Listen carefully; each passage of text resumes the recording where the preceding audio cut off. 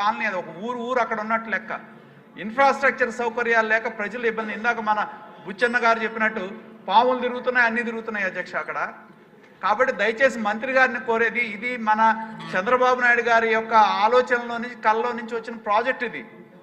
ఈ ప్రాజెక్ట్ని మళ్ళీ మనం వచ్చాం కాబట్టి దీన్ని పూర్తి చేసి బెనిఫిషరీస్కి అందించాల్సిన అవసరం ఉంది. మంత్రి గారు ఎప్పుడులోపు పరిష్కారం చేస్తారో వీటిని చెప్పాల్సిన అవసరం ఉందని చెప్పి నేను కోరుతా ఉన్నా అధ్యక్ష. సభ్యులందరికీ మనమండి, ఇలా స్లిప్పులు పంపించి ఎంక్రోచ్మెంట్ చేయడం మంచిది కాదు. వచ్చిన సిగ్నేచర్ పెట్టిన వాళ్ళకి ఫస్ట్ రైట్ ఇస్తాను నేను. మీ స్లిప్పులు పంపించి మాకు అవకాశం అని అంటే సిగ్నేచర్ పెట్టడానికి మీకు టైం లేదు, ఇక్కడ టైం అడుగుతారు. ఈ సాంప్రదాయం మంచిది కాదు. ప్లీజ్ దయించి సహకరించండి. అమ్మా మాధవి గారు.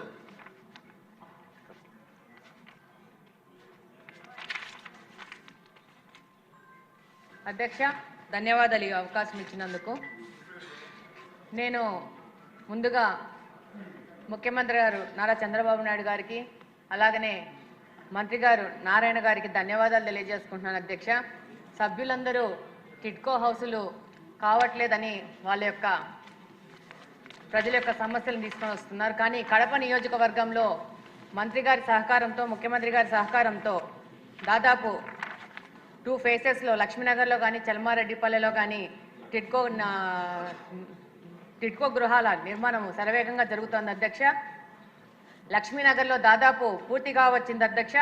దాదాపు 992 గృహాలు పూర్తిగాయి, మౌలిక వసతుల కల్పన కూడా జరిగి, ప్లాంటేషన్ కూడా స్టార్ట్ అయ్యి అక్టోబర్ 2 కల్లా రెడీ అయ్యే విధంగా మా కార్పొరేషన్ సహకారంతో ముందుకెళ్తున్నాం అధ్యక్ష.